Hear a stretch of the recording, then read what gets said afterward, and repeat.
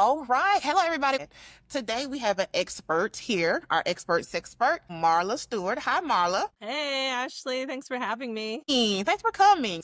And so, Marla, tell us a little bit about yourself. I know you're a sex educator, but for those who don't know, you tell us a little about yourself, your background, all that stuff. Sure. So I am a sexologist, an award-winning sexologist and educator.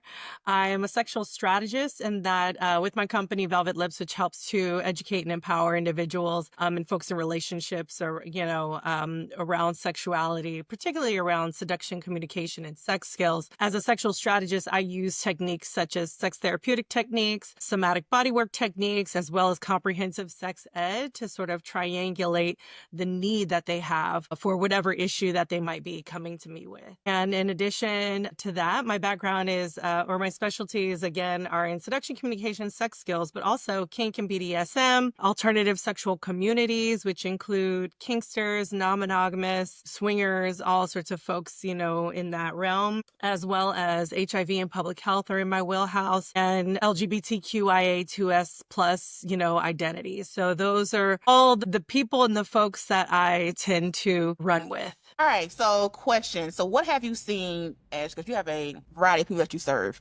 So, what have you seen people like the changes they're going through in their life, and how has some of their changes affected their sex life, good or bad? What type of changes have Yeah, you I seen? think some of the things that affect their sex life, a lot of the changes that I personally see have been like sex after marriage.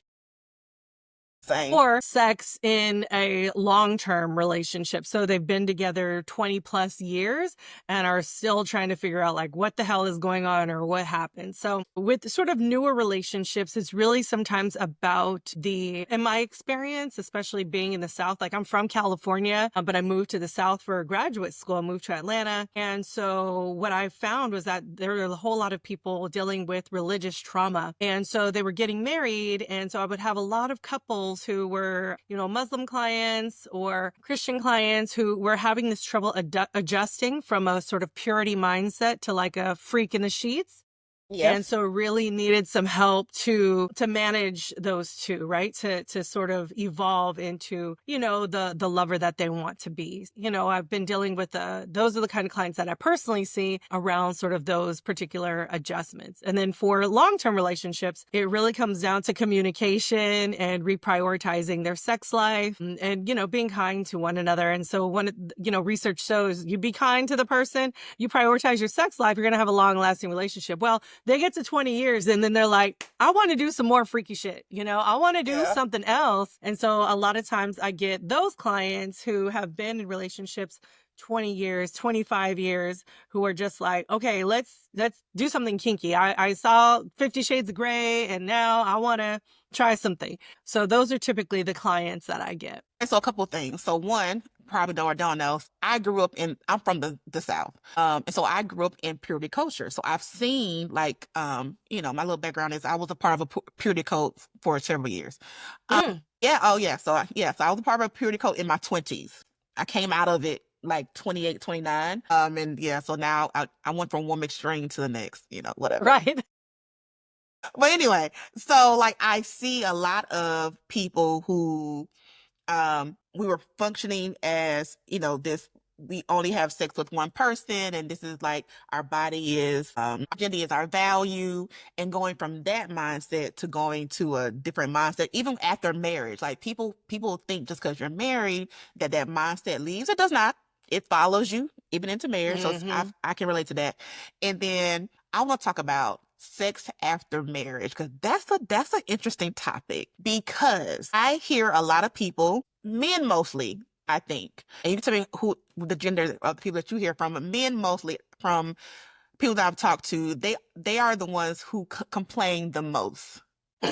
I've seen about sex after marriage. They say, and this is just what I heard. I'm not a man, so whatever. But they say that how before they got married, they were having all the sex they wanted. They were doing all the freaky things or whatever, and they was having sex, 2 times a day if that's what they wanted, right?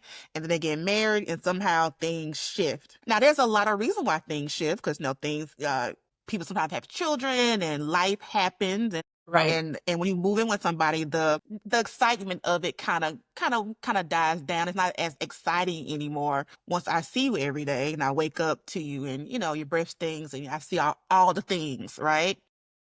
Right. But that is a thing. That is a thing. Why do you think that sex after marriage changes so drastically? Well, I don't know if it's necessarily like sex right after marriage, but it's soon enough, right? So once you start getting into longer term relationships, like, 1 year, 2 year, 3 years, that's when things start to fade. And unfortunately, I think a lot of it has to do with not, honestly, I see like the lack of maybe premarital counseling. So not handling things before they get married. And then those things, you're having a good time. All the dopamine is hitting you. You got rose colored lenses on, rose colored glasses, and you're like, oh, I'm having a good time. And those things that like you see may not be as prevalent until you get married, right? Because then you're combining finances. You need to come together on if you want to have children or not, or, if you already do have children, or how you want to discipline your children, or how you want to educate your children, or even how to negotiate maybe your career or whatever the case may be. So there's a lot of other things that people don't handle beforehand that I say in premarital counseling that would tremendously help them be better lovers after they get married. So who should people get premarital counseling from? Because a lot of people get premarital counseling from their pastor. Yes. And I'm a firm believer in I think you should get counseling from people with counseling degrees and backgrounds. That's just my personal opinion. And your pastor has good insight on how to live, from a spiritual standpoint, but not all pastors you need to be getting marital advice from because some of their marriages are trash. Mm-hmm. So who do you suggest people get premarital advice from? I'm saying from. I really think this is a hard one. I had a client that got premarital. I suggested getting premarital like counseling from me or premarital coaching from me. And, they went to me for a bit, but they ended up going to see their pastor for the majority of that to kind of, and I get it, to solidify their marriage in their religion. And I know that's super important for people. And so, but I'm also a little wary about it because it's sort of like, they want you to maybe stay in relationships that might not be healthy, or they just don't see the other aspects of it, especially with regards to sex. They just kind of like sex, you do it, instead of thinking about sex as something you should be curious about and something you want to do to explore, something that should be fun and pleasurable, as opposed to being dutiful or, being the good wife that you need to be. And so there's advantages and disadvantages, right? So I would say the advantages of going to someone like your pastor would be that you're solidifying your root in your religion and that feels good to you and it feels solid. I also think if you can get some outside of your religion, just because like the couple that I had that did the premarital counseling, if I would have kept going with them both, I probably would have been able to stop some of the behavior that was happening or help identify some of the behavior so they would not have gotten married, right? Okay. Because there were a lot of things that I was seeing that I was like, okay, well, let's try to fix this way, because before you get married, this is something that you don't want to get married and going into something like this. And, it really, I think he just really, in my opinion, I think he really just didn't want to marry her. He ended up having many affairs, he had cheated on her many times, got married. She knew she was cheating on her, they got married. She ended up contracting herpes from him because, he was continually going outside the relationship as they got married. And then, they're having a child together, it's sort of like, and you're just kind of like, okay, what's happening here? Right. And so, that's something that what is the pastor going to say? And are they even going to say anything to their pastor about like, hey, my husband I contracted herpes from my husband and now we want to have this child. And now I'm not really sure. How do I trust him? How do I not? So there's just like some things that I, as a coach, as an educator, as a sexual strategist would say like, hey, I think this is something you should really think twice about or talk to somebody else about, because, I think it's going to be important to navigate in the future. Well, let me put my seat just went down. Hold on a second. Yeah, no problem. Okay. All right, cool. We'll edit that out the video.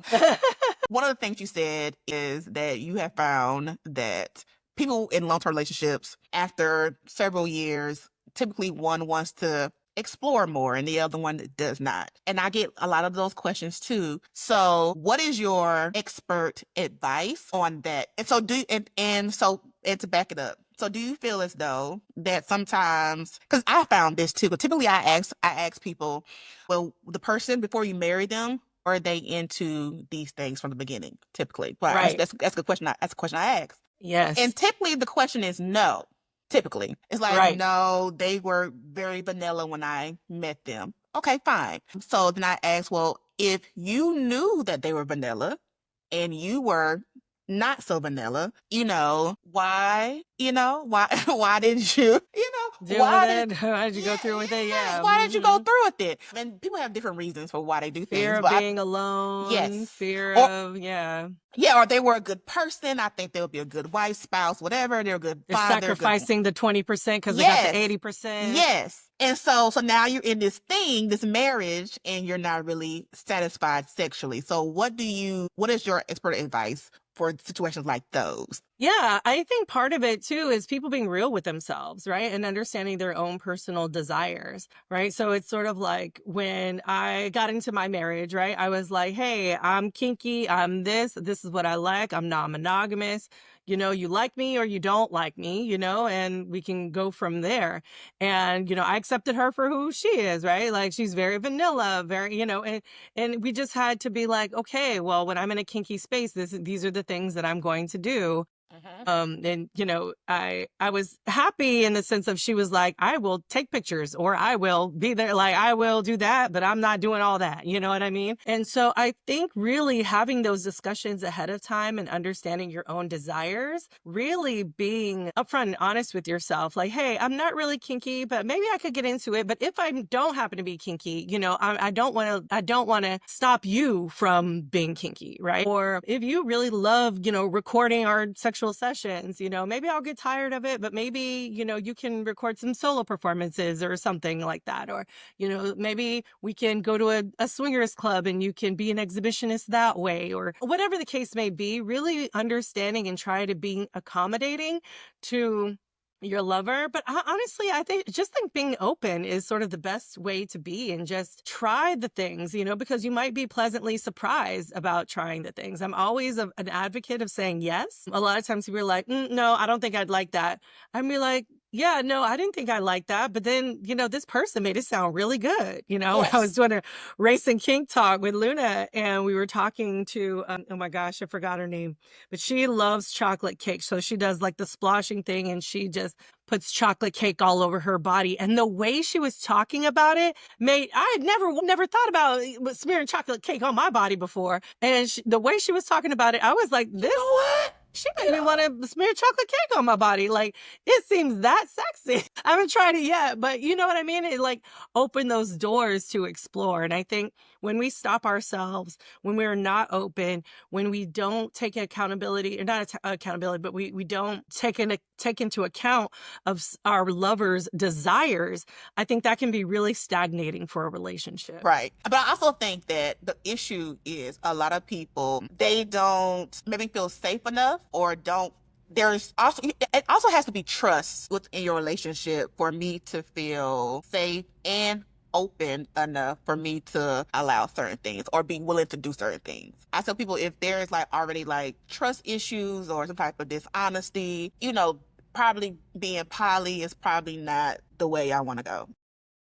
I'll say, like people, because even when you have open relationships, and it's different types of open relationships, it has to be a level of trust there. Like I have to be able to trust you.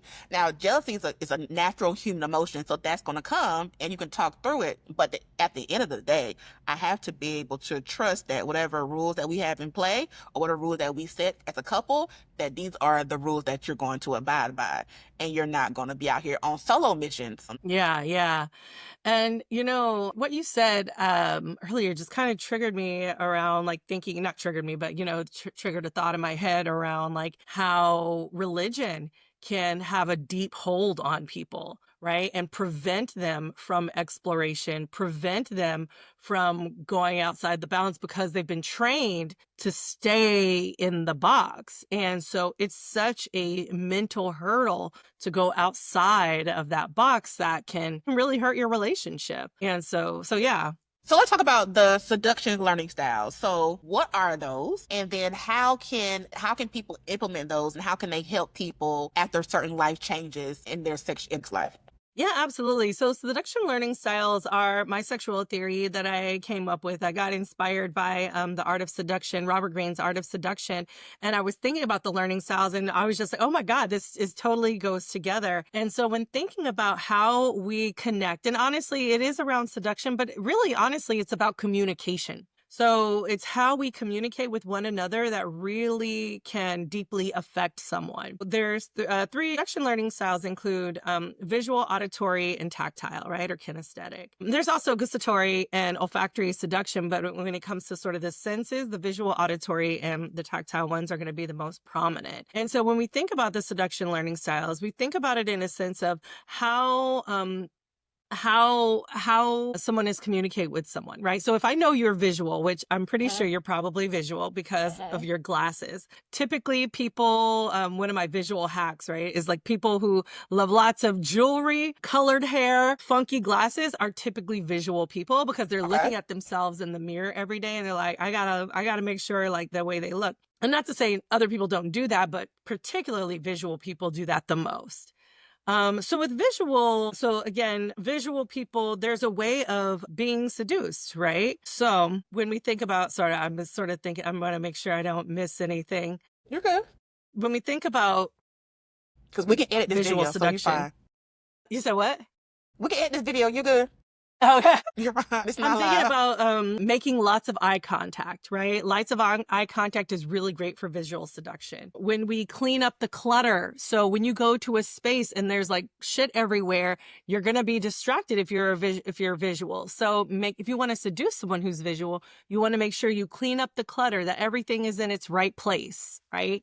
So that you're not distracted by everything. You want them to be distracted by you, not by the fucking clothes on your floor or the shit that's out of place. Telling stories rich in detail, right? So making sure you're going through a vibrant story. These are my imagination people. These are the people who visualize. So they need to see those specific details. Dress impeccably, like making sure you're dressed well. And of course, moving, like being the opposite of the room. So if a room is sitting still, then you want to be moving around the room. Or if the room is busy, you want to be either staying still or moving very slowly. You want to be the opposite of the room. When it comes to auditory seduction, it's different, right? Auditory people, you'll know an auditory person because they'll go, I love a good conversation, which basically means that I love to hear myself talk, right? And so, so when you need to ask them questions, give them feedback, really talking with them, giving them those questions so they have the opportunity to talk more, expanding your vocabulary, coming up with words that they don't know or they are curious about, words with multiple syllables, but even the way you talk, right? Low, soft, deep tones, making sure they hang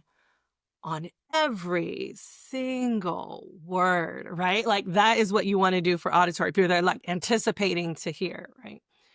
Music, playing their favorite music, moans, breathy tones, all of those things are going to help with auditory seduction. When it comes to tactile, these are like my athletes. These are the people who love to be physical. They're always like, I like to do things with my hands, right? Using different points of pressure, dancing with them, right? Playing with fabric. A lot of times we wear cotton all the time. So thinking about the types of fabric that that you have on your body and having them want to touch it, right? Maybe it's velvet or lace or leather or silk or whatever. Use their hands, right? Grabbing their hands or grabbing parts of their bodies to have you touch theirs, that's going to be helpful. And then like creating sexual tension with like push and pull movements.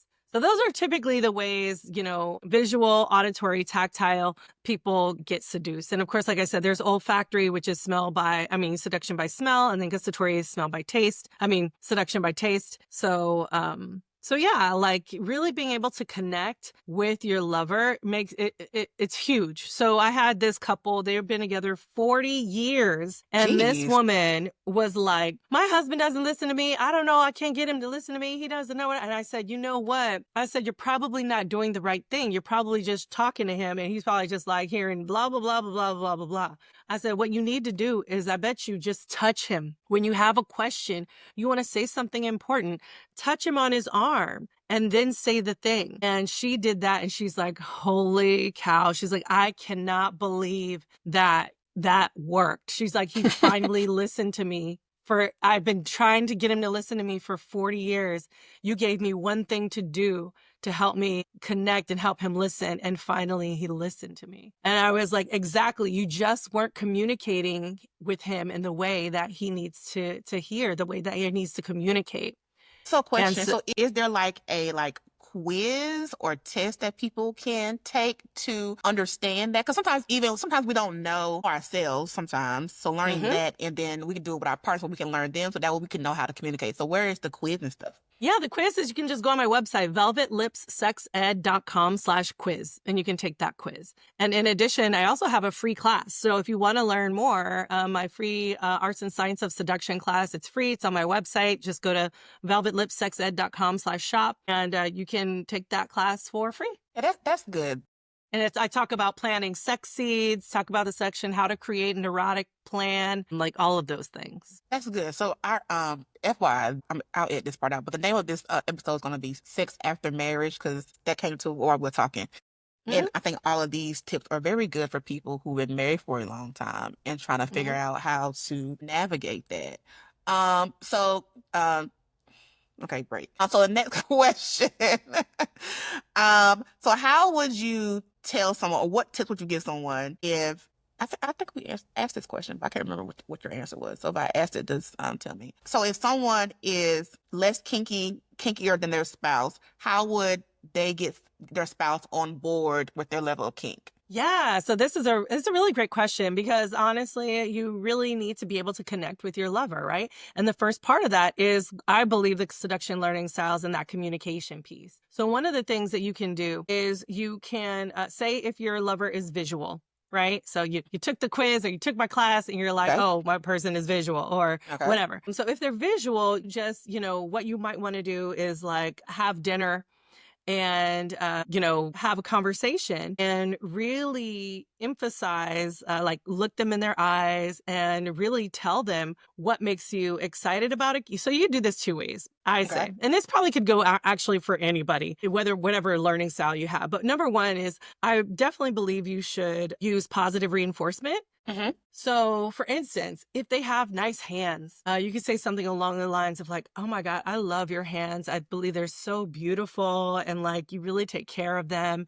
And I think it would be really sexy, grabbed my butt more or spanked me with those hands. Cause you're nice and strong too. Like I want to know what that feels like. So you're really feeding into their ego, but you're also helping them understand. So if they were visual, you could say something along the lines like, can you imagine like your hand just like coming back and then, hitting me and then like, what that would feel like on my skin? I wonder, whatever the things is, you really want to like use the storytelling aspect to gain curiosity. And with auditory, again, those low, soft, deep tones, right? So you'd be like, I have a question for you.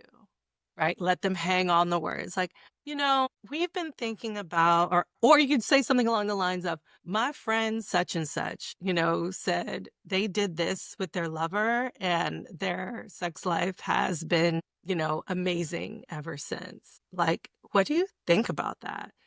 Something along those lines of just really kind of, you could say my friend, you could say, I want to explore. Like if you're not comfortable saying like, I want to explore, I think going the my friend route, or I saw this news article, or I saw like something and get the conversation going. You just really want to get them talking. If you come at them, so you have to remember too, it's the way you come at them. Cause I always say better communication, better answers, bitter communication, bitter answers, right? So your energy is always going to be able to match someone. So when you say whatever it is you want to say, you got to say it nicely. You got to say it sweetly. You got to say it lovingly, because that's the answer they're going to get from you. If you're saying like, well, I don't think you would like this, or whatever, you have an attitude, like you're just going to get an attitude back. So really being able to understand like how someone else can match your energy is going to be important when you're talking about embracing something new in your sexual life. That's good. That's really good advice. I do tell people you should always, I learned this from being a teacher. I was a teacher many years ago. And they always would tell us when we were trying to get the students to do something different or better improve something, you start with what they're doing well. You're like, you're really doing, your multiplication facts, you're doing that really well. Let's work on division. You start off with something that they're doing well, a compliment before you go in for the jugular. You don't start off with the because then people stop listening, Yeah. right? Oh, yeah. You want your person to hear you, and you want them to. It's also sometimes not what you say, is how you say it. So saying stuff Exactly. nice and sweet and pleasant matters. Sometimes we as women, sometimes we could need to improve that area. Sometimes we're not as pleasant as we can be, and sometimes that is the reason why we're getting the result that we're getting. So those are all very good tips. And I think that works well with the after sex, right? Like if you're displeased with something sexually, I think the compliment sandwich or whatever they call it, like, I think can really help you, not maybe after, like directly after the moment, but maybe the day after, really doing the compliment sandwich to talk about something you're dissatisfied about. So talk about that right quick. Talk about when is the appropriate time. If you're not enjoying something, when is the appropriate time to bring it up to your partner? It depends on what it is. So for instance, like if you are uncomfortable in the moment and if something's happening and you're uncomfortable, you could just say like, hey, this isn't working for me right now. Like, let's switch it up. Or you could just say like, I want to switch it up. I want to do something different. You don't necessarily have to frame it as like, this isn't feeling good to me. You could just say like, ooh, I want to try something new. Or you could say like, hey, this is a little bit painful for me. Like I want to do, let's try this. I think this would be better. But I think if it's something in the moment that could be improved, you need to say it in that moment, right? Okay. Now, if you do the thing and sex is great, but maybe it lasted 2 minutes, right? Maybe it was very short. You could say something, then I would say something the next day, right? So it would be like afterwards, whatever you do for your sex aftercare. So maybe that's cuddling or talking. When you're cuddling, talking, or, doing the emotional piece, you just mention the positive things, like what went well, that like maybe you really loved to kiss them. Maybe the kissing was great. Maybe you loved when they touched all over your body, mentioning those things. And then I say 24 hours, give it 24 hours to just be like, okay, hey, I was reflecting on yesterday and, I love the fact that we made out for so long and the massage was amazing. But I was wondering because, you didn't last as long, maybe maybe there's something we can do, or maybe we can try this for foreplay. Come with ideas though. Don't just be like, you suck, or that 2 minutes was trash. Right. Like that is going to be That's horrible, not helpful. right? That's not helpful. Yeah, that is not productive. And remember, research says being kind to our lovers is the way for longevity. So as long as we're being kind around what we're saying, we could say the things, but we just got to say it in ways that will protect them and just get them to understand that like, hey, we can improve this and we can do this together. Right. That's really good advice. Okay, so Marla, tell people where they can find you, where they can where they can get the seductions, learning styles test, information, quizzes, and all the things. Yeah, absolutely. So you can find me at Velvet Lips Sex Ed. If you're looking to explore more, be curious about a variety of educational aspects and pleasure and fun and joy, I highly recommend going to sexdownsouth.com, checking out that website and seeing if it's a fit for you. And I'm happy to give your listeners a discount code, so I can put that like in your show notes if they want to attend SDS Con. You can just text it to me and I'll put it in the show notes. And let me say, I've been at Sex Down South the last 3 or 4 years, one of those, and I love it. Sex Down South is, if you're someone who's been to a conference, like a sex ed conference. Typically, sex ed conferences tend to be very white, and so this one is not. It's very for us biased. It's not your typical conference where you go to and you just have like people talking to you, right? Like it's like a it's so it has that. So it has classes you can attend, but it also has like the hands-on thing, a participation. It's like a participation conference, and you get to learn. It's like the best of both worlds. So if that's what it is, the best of both worlds. And so it's a great place for you to come and just learn about things if you're not sure if something's for you. South South is the I still have to say because South South is the perfect place for you to go and to learn and to see if kink is covers a whole wide different things. It's just not one thing, but to learn if some of those things are for you.